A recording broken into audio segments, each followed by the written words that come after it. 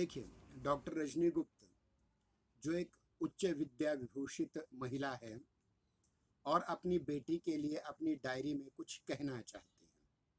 और ये कहना इसलिए समर्पक है कि उनकी माँ ने उन्हें जो कहा था उसी प्रकार का उपदेश वो अपनी बेटी को भी कर रहे हैं। और ये करते समय डायरी के माध्यम से, ध्यान रहे, डायरी नितांत अंतरंग जीवन का एक बहुत बड़ा दस्तावेज होता है।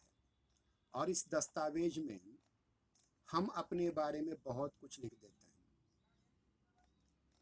हम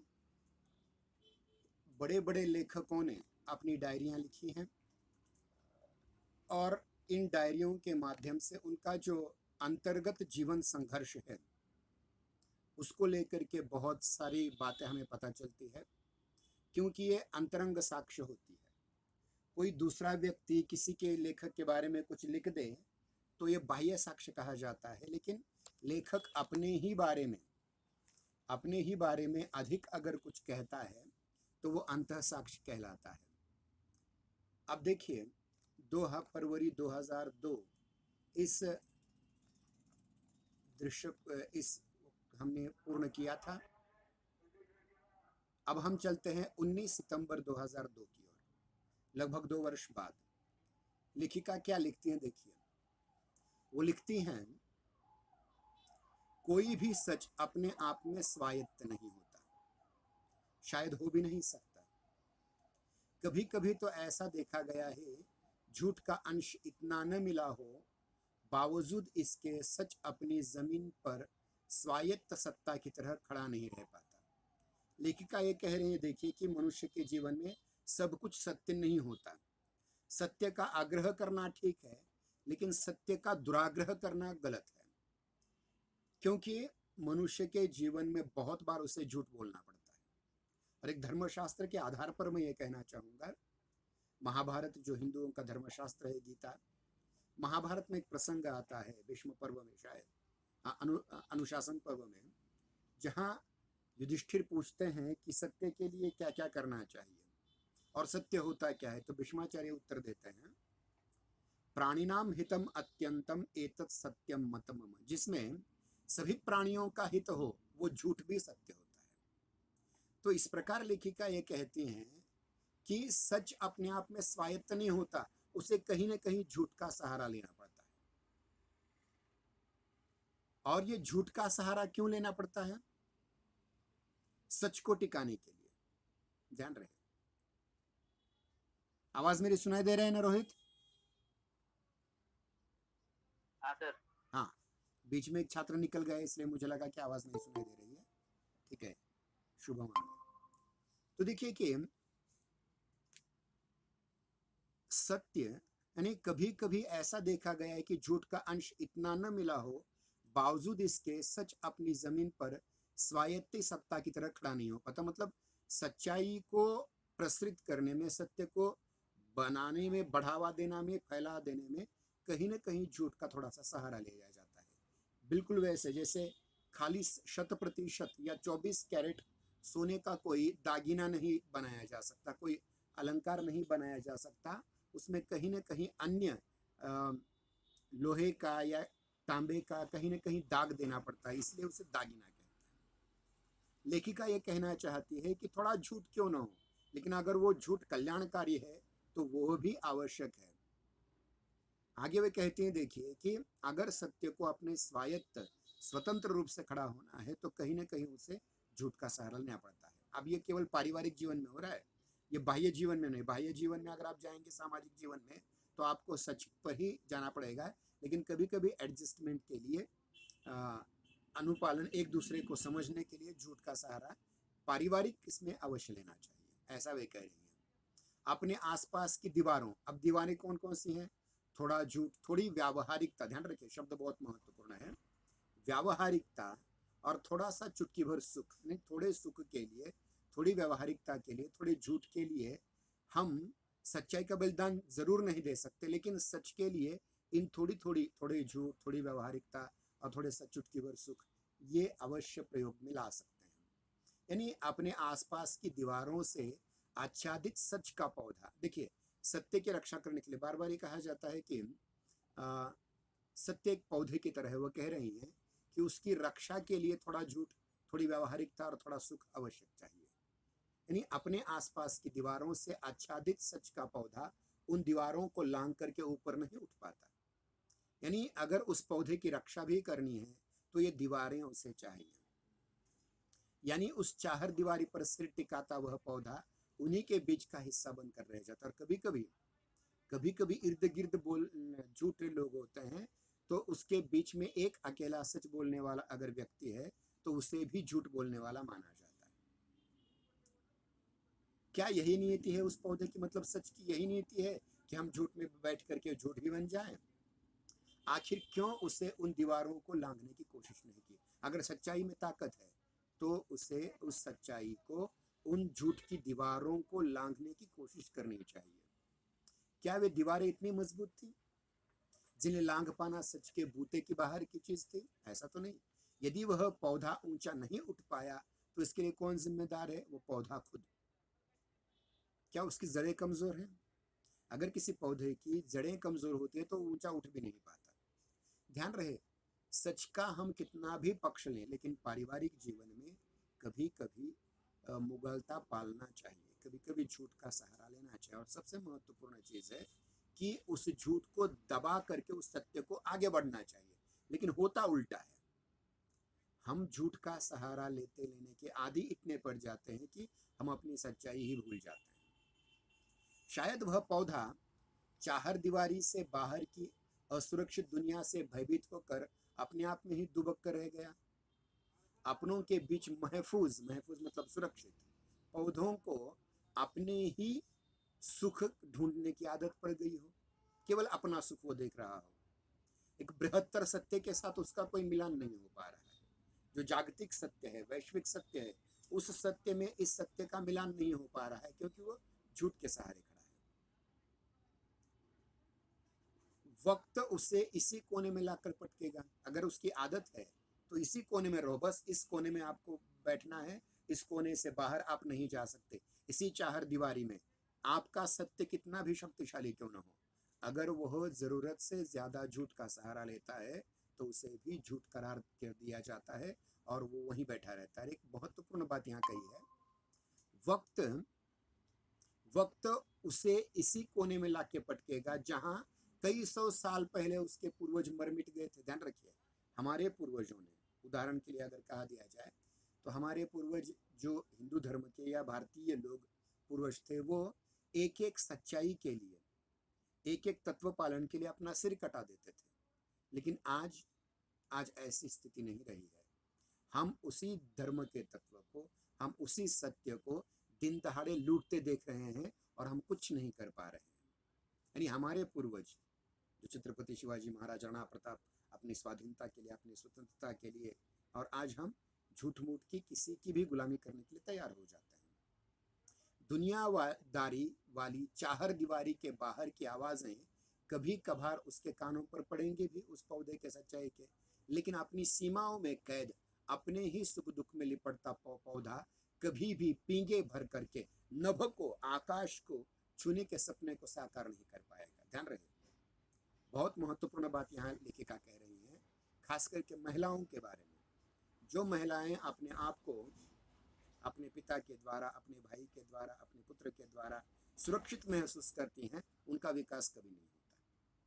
यानी वो मनुस्मृति में कहा गया था ना, पिता रक्षति कौमारे, पति रक्षति यौवने, पुत्रः रक्षन्ति वार्धक्ये, न स्त्री स्वातंत्र्य मर्हति। अगर स्त्री को स्वतंत्र होना है तो उनको पुरुषों पर निर्भर होना छोड़ना पड़ेगा, क्योंकि पुरुष जो स्वयं पर किसी स्त्री को निर्भर मानते हैं वो स्त्री का विकास भी नहीं कर सकते, उस स्त्री की प्रगति के लिए कुछ नहीं कर सकते, उसके बढ़ोतरी के लिए कुछ नहीं कर सकते। इसमें अपवाद जरूर है, लेकिन ये आमतौर पर एक बड़ा सत्य यह है कि जो स्त्री पुरुषों पर अवलंबित रहती है उसका उतना विकास नहीं हो पाता। वह खुद अपने आप को विकसित करने के लिए प्रयास करें। अवश्य वो पति का, पिता का, भाई का, पुत्र का सहारा अवश्य लें, परंतु अपना भी कुछ कर्तव्य है ये मान करके भी उसे भी अपने जीवन में कुछ न कुछ आगे बढ़ने के लिए प्रयास करना ही पड़ेगा, ऐसा लेखिका का मानना है। देखिए, ज्यादा से ज्यादा फेंस के उधर उधर ताका झाकी करेगा।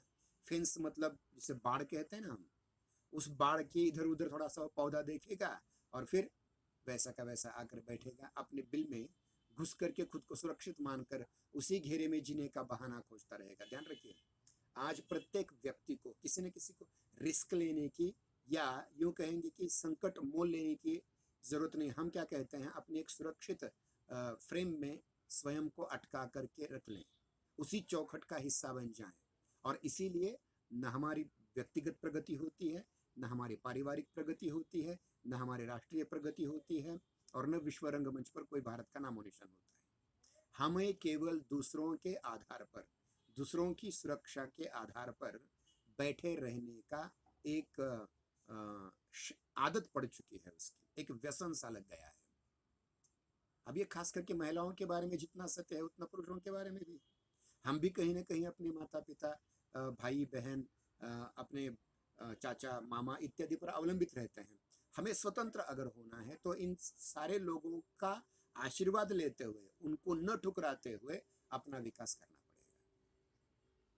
धीरे धीरे वक्त के सांचे ढांचे में उसी तरह फिट हो जाएगा जिसके उसके पूर्वज थे। मतलब खास करके महिलाओं के बारे में देखते हैं, अगर अपनी माँ है, माँ क्या कहेगी, तुम्हारी दादी माँ हमारे साथ ऐसा व्यवहार करती थी। दादी माँ कहती है कि तुम्हारी परदादी माँ हमारे साथ ऐसा व्यवहार करती थी, इसलिए हम भी बहू के साथ वैसा ही व्यवहार करेंगे। मतलब उसी ढर्रे पर नियत हम चलने की कोशिश कर रहे हैं। कई सौ साल पहले हमारे दबड़ों में महफूज चैन से सोते हुए, बस चैन से सो रहे हैं। कोई विकास नहीं, कोई प्रगति नहीं, कोई लक्ष्य नहीं है, कोई ध्येय नहीं है, किसी प्रकार के प्रयास नहीं है, आए जैसे जा रहे हैं। जीवित जन्मे, जीवित रहे, मर गए, ऐसे ही। बिल्कुल साफ बात है, उस पौधे का यही हश्र होना था, परिणाम यही होने वाला है उसका। जो खुद को दूसरों की हिफाजत में, दूसरों की हिफाजत में सुरक्षित महसूस करता है, वो अपनी प्रगति थोड़ी कर पाएगा। इसलिए उस पौधे का यही हश्र होगा, वो बोनसाई बन जाएगा, वो छोटा ही रह जाएगा, उसकी वृद्धि नहीं होगी, उसका विकास नहीं होगा, उसकी प्रगति नहीं होगी, क्योंकि उसे चाहिए अपना सुरक्षित बिल, जिस बिल में वो जाकर छिपे। जिस पर चूहा उस बिल में जाकर के छिपता है, उसी प्रकार से मजबूत घेराबंदी के साथ डर, आशंका, असुरक्षा और तमाम शंकाओं से आकुल व्याकुल वह पौधा अर्थात व्यक्ति, खास करके स्त्री, न तो कभी खुद पनप पाएगा और नहीं अपना स्वतंत्र वजूद बना पाएगा। वजूद मतलब व्यक्तित्व, अपना स्वतंत्र अस्तित्व नहीं बना पाएगा वो। भले ही उसकी आकांक्षा उसे कई बार उद्वेलित क्यों न करे, बार बार उद्वेलित क्यों न करे, लेकिन वह व्यक्ति कहीं से छूट न जाए, इस आशंका से घबराया बौखलाया सा रहेगा। क्यों रहेगा? क्योंकि वह अपने सुरक्षित घेरे से बाहर निकालकर कोई रिस्क नहीं ले रहा है, कोई संकट मोल नहीं ले रहा है। हो सकता है उस संकट को वो बहुत आसानी से हल कर दे, उसे तोड़ दे, उस संकट को, उस आक्रमण का प्रतिरोध कर पाए, लेकिन ऐसा नहीं करता है, क्योंकि वो एक सुरक्षित घेरे में बना रहना चाहता है। घबराता है, हाँ मैं आगे जाऊंगा तो क्या होगा मेरा। जैसे सिर्फ सपने देखने से जिंदगी गति नहीं पकड़ती, उसी तरह सिर्फ आकांक्षा पालने से हवाई सपने हकीकत का जामा नहीं पहनाया जाता। देखिए, केवल सपने देखने से जिंदगी अगर सुधर जाती है तो हमारे महात्मा गांधी जी ने राम राज्य का सपना तो इतनी देर से देखा था, अभी तक कुछ हो पाया अच्छा है। इसलिए ध्यान रखिए कि केवल सपने देखने से जिंदगी पूरी नहीं होती, केवल सपने देखने से सच्चाई नहीं बदलती, और केवल आकांक्षा पालने से, केवल महत्वाकांक्षा पालने से सपने हकीकत में भी नहीं उतरते। उसके लिए करना जरूरी होता है। विचारों से ज्यादा काम बहुत जरूरी होता है। जैसा विचार आपके मन में आए उस प्रकार काम करो, उससे ज्यादा काम करो। इसके विपरीत जिसने चाहर दीवारी से बाहर की दुनिया के वेग से आते आंधी तूफान झेले हैं, और बाहरी मुठभेड़ों से जो दो चार हुए हैं, मतलब उन्होंने सामना किया है, उन्होंने संघर्ष किया है, उन्होंने लड़ाई की है, उन्होंने युद्ध किए हैं, वह व्यक्ति शांति, सुकून, सहूलियतों के बीच ज्यादा देर नहीं ठहर सकता। सारी सुविधाएं आपके पास है तो आपकी प्रगति भी नहीं हो सकती। इसलिए क्या करना चाहिए? थोड़ा सा संघर्ष चाहिए। ध्यान रखिए, जो व्यक्ति बिना संघर्ष के आगे बढ़ता है उसको बढ़ावा नहीं कह सकते, उसे आगे बढ़ना नहीं कह सकते। संघर्ष चाहिए। चैन से नहीं बैठ सकता, बल्कि इत्मीनान के चंद लम्हों के बाद ही उसे ऊब होने लगती है। जो सचमुच संघर्षशील व्यक्तित्व होता है, चाहे वह स्त्री का हो या पुरुष का हो, वह किसी पर आधारित नहीं रह सकता। और वह क्या करता है? वह थोड़ा सा आराम करके, थोड़ा इत्मीनान करके, थोड़ी शांति लेकर के वो फिर से उब जाता है और फिर संघर्ष में रत होता है। और उसके भीतर से उद्विग्नता के बादल उमड़ेंगे घुमड़ेंगे, उसे तलब लगेगी वेग से आती भड़बड़ाते नदियों की लहरों की। वो घर में आने वाले नल के पानी से सुरग नहीं होगा, समाधानी नहीं होगा। वो क्या करेगा? वह तालाबों में, नदियों में, लहरों में, समंदर में व्याकुल दौड़ने के लिए व्याकुल हो जाएगा। तो कहाँ यह विशाल मोहक दुनिया के स्वप्न जाल और स्वप्न संधान के सिलसिले, और कहाँ वह चाहर दीवारी के बीच में खड़े रहना। वो बौना पौधा बॉन्साई, जिसने खुद को बड़ा करने के लिए अवकाश अवसर तलाशे ही नहीं, वो बड़ा बनेगा कैसे? वो तो छोटा ही रहेगा, डॉर्फ। कभी कोई उसके रास्ते में अवरोध पैदा करने लगता है तो कभी कोई नया बहाना ढूंढ लेता है। वह यानी मेरी प्रगति क्यों नहीं हो रहे? हाँ, मुझे पिताजी ने रोक लिया। हाँ, बाहर के लोग क्या कहेंगे? और ध्यान रखिए, लोग क्या कहेंगे, इस एक शर्म के खातिर हम अपनी प्रगति करना छोड़ देते हैं। क्या कारण है कि हर कोई व्यक्तित्व आगे बढ़ नहीं पाता? यानी बहुत सारी मनोवैज्ञानिक और सांसारिक चीजें उसे अपना विकास करने से रोकती हैं। बेशक कभी कभी उसे अपने भीतर, उसके भीतर सपने जोर मारते हैं, लेकिन सपनों को छूने की, उन्हें पाने की जितनी अंदरूनी कुवत उसमें होती, कुवत मतलब कौशल, ताकत, अदम्य लालसा और ललक चाहिए, वैसी इच्छाएं उनके भीतर उगती ही नहीं। सो आकाश छूने के उनके सपने कभी साकार भी नहीं हो पाते, बस उसी तरह बैठे रहते हैं। आसमान छूने की ललक पालना और और बात है, हौसले संजो कर, हौसला मतलब उत्साह संजो कर उसे सरंजाम देना, अंजाम देना, परिणाम तक पहुंचाना, ये अलग बात है। सचमुच सपनों की जमीन मुहैया कराने के लिए जिस जीवट, जिद, जुझारूपन और मनोबल की जरूरत है, वो प्रकृति सभी को नहीं देती। वरना सारे के सारे शिवाजी महाराज बन जाते, सारे राणा प्रताप बन जाते, सारे सुभाष चंद्र बोस बन जाते, लेकिन ऐसा नहीं है। वैसी मानसिक सक्रियता सब में होती ही नहीं। इसलिए कहा जाता है वीर भोग्या वसुंधरा, ये जो धरती है, ये जो वसुंधरा है, उसका उपभोग वही ले सकता है जिसमें वीरत्व हो, जिसमें पराक्रम हो, जिसमें बल हो, जिसमें शक्ति हो और कुछ करने की मानसिक इच्छा हो। बेशक वैसी कुवत और हौसलों के साथ जो भी इस जमीन पर खाद डालेगा, हल चलाएगा, जाहिर है पौधा बड़ा करने का कद्दावर व्यक्तित्व उसी का होगा। अन्यथा स्थिति में चाहर दीवारी में खड़े होकर हाथ पैर मारकर अपने स्वतंत्र वजूद पाने के ख्वाब, सपने देखते भर रह जाना कोई औचित्य नहीं। कालांतर में ऐसे पौधे इसी परंपरागत सिस्टम के अंग भर मात्र बन करके रह जाते हैं। मैं एक उदाहरण देना चाहूँगा। आप जानते हैं कि आज अलग अलग जगहों पर चुनाव हो रहे हैं, लेकिन चुनाव सरकार लेती है, इतना हमें पता था। लेकिन जब चुनाव में आने वाले कुछ गलतियों को सुधारने का प्रयास तत्कालीन चुनाव आयुक्त शेषन जी ने किया, तब हमें पता चला कि शेषन नाम का एक व्यक्ति है और चुनाव प्रमुख नाम का कोई पद भी होता है। वैसे ही जो व्यक्ति आज भी देखिए, तुकाराम मुंडे जैसे व्यक्ति हैं जो संघर्ष करते हैं, आगे बढ़ते हैं, वो सिस्टम का हिस्सा बनकर नहीं रहते, अपितु सिस्टम को बदलने की कुवत रखते हैं। वैसा प्रत्येक में ताकत होनी चाहिए। देखिए, दिमाग में छाए तनावों की परतें, तनाव प्रत्येक को होता है, कालांतर में जरूर छट जाएंगे, वो तनाव जरूर ही हट जाएगा, मगर उजाला फैलने पर दिखने वाले सच का सामना कैसे करें? ध्यान रखिए, एक बार प्रकाश जब फैल जाता है तो हमारी आंखें चुंधियाई जाती है और हम सच को 100% ढंग से नहीं देख पाते। इस निर्जन रास्ते पर अकेले चल पड़ना ही एकमात्र सच है। क्या है सच हमारे जीवन का? अकेले चलते रहो, एकला चलो रे। रविन्द्रनाथ टैगोर जी ने कहा था ना, अकेले चलते रहो, अकेले चलते चलते आपको आपकी मंजिल जरूर मिल जाएगी। वही सब कुछ है। चंद सपनों की जमीन पर महज खड़े होने का पल भर, सांस भर लेने का भ्रम पाल सकती हो, मगर उन्हें जमीन नहीं दे सकती। और जब तुम्हारे पास जमीन ही नहीं है तो बीज बोने का कोई हक भी नहीं है तुम्हें। किसान की बात हम करते हैं। तुम्हें बस पल भर की हवा खोरने करने जैसी कोई यात्री आ गया हो, बस ऐसा नहीं है।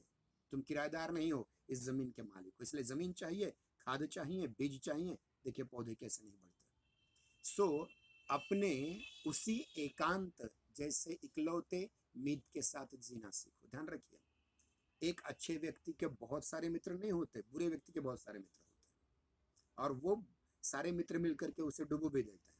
अच्छे मित्र होना जरूर अच्छी बात है, लेकिन उससे अच्छी बात है कि कोई कुमित्र न हो, कोई बुरा मित्र न हो। इसलिए अकेला खुद का मित्र स्वयं, स्वयं विधाता हो हे मानव, अंतर में विश्वास जगाओ, जैसी कविता आपने सुनी होगी। या फिर कर्मण्यवाधिकारस्ते मा फलेषु कदाचन, या अपने आप को बड़ा बनाने की कोशिश करो तो अपने मित्र खुद आप बनो। देखिए गीता में भी कहा है, आत्मेव ह्यात्मनो बंधु आत्मने रिपुरात्मनः। अपने से बड़ा अपना कोई मित्र भी नहीं होता और अपने से बड़ा कोई अपना शत्रु भी नहीं होता। इसलिए अपना उद्धार अगर करना है तो खुद का उद्धार करने के लिए खुद कोशिश करो। कोई दूसरा मंगल पर से आकर के आपका उद्धार नहीं करेगा। लगातार अभ्यास करो इस जीने का, जीने की कोशिश करो, अभ्यास करो, प्रयास करो, प्रैक्टिस करो। तटस्थता से आंको, और ध्यान रखो जब भी कोई काम करते हो उस काम का मूल्यांकन तटस्थ होकर के करो। होता है कि हम अपनी छोटी सी बात को बड़ा चढ़ा कर कहते हैं और दूसरे की बड़ी बात को भी छोटी करके कहते हैं। ऐसा नहीं, जो जैसा है उसका वैसा मूल्यांकन होना चाहिए, तभी जीवन को नया अर्थ दे पाओगी। वरना यूं ही संपूर्णता की तलाश में सब कुछ रीत जाएगा। संपूर्ण कुछ नहीं होता। मैं संपूर्ण बन जाऊं, मैं संपूर्ण बन जाऊं। देखिए हर चीज अपूर्ण है परमपिता परमात्मा के अलावा। मैं संपूर्ण बन जाने पर ये तैयारी करूंगा, हो नहीं सकता। रेत के घर कितने ही मोहक क्यों न लगे हो। देखिए समुद्र के किनारे छोटे बच्चे रेत के किले बनाते हैं, रेत के घर बनाते हैं, लेकिन वो एक ही लहर में टूट जाते हैं। उन्हें आंधी का पहला झोंका ही बर्बाद करके धूल में मिला देता है। इसलिए इस प्रकार के रेत के घर बनाने से अच्छा है कि कुछ ठोस काम किया जाए। सुख दुख महसूसने की स्थिति से ऊपर उठो। हमें थोड़ी सी तकलीफ हो गई, हम रोने लगते हैं। थोड़ा सा सुख हुआ, बहुत अफर करके चलने लगते हैं। इसलिए सुख दुख महसूसने की स्थिति से ऊपर उठो। यही बात कही है गीता में, सुखम वा यदि वा दुखम,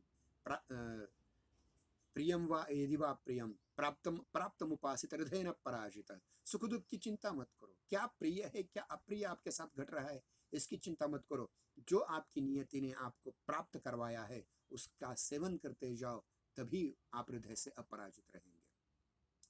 पूरी गीता यही कहते हैं। अनासक्ति योग का है। देखिए हाँ, गीता का दूसरा नाम क्या है? अनासक्ति योग।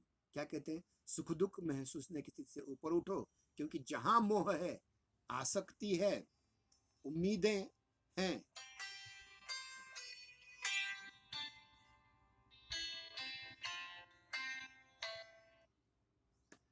उम्मीदें हैं,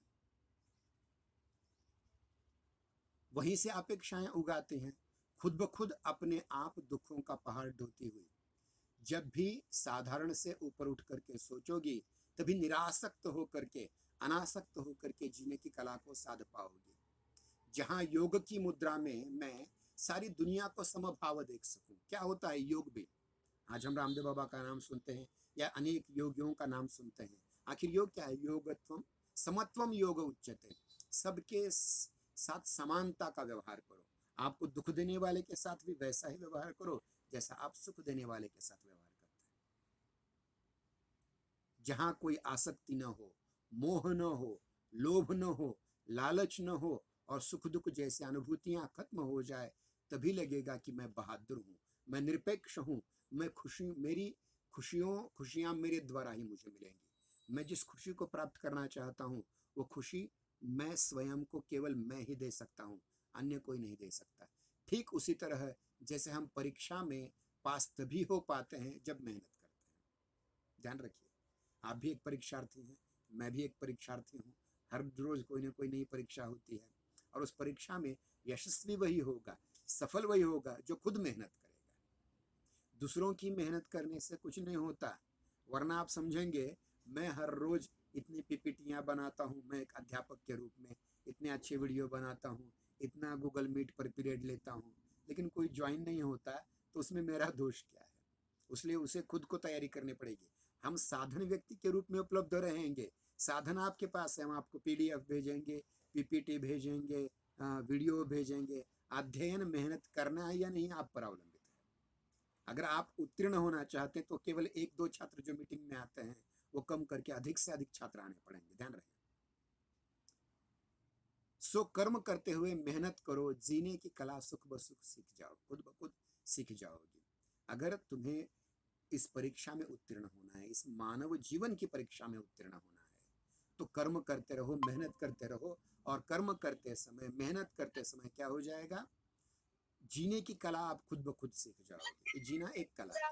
पोलिसांकडे रेकॉर्ड होईल असं मला वाटलंच नव्हतं. त्या ताईच्या जावेने माझी वाट लावली. हे सगळं लगेच ताईला सांगायला पाहिजे.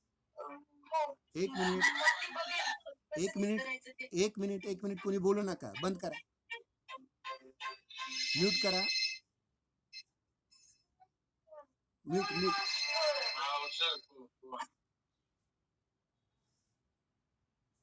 तो देखिए कि ये ऐसी बातें बीच बीच में होते रहेंगी। तो देखिए कि जीने की कला जो है बहुत महत्वपूर्ण है। देखिए, कवि ने कहा है कि जीने के लिए तू नई से नई चीज बनाएगा, दुनिया में इंसान तुझे कब जीना आएगा।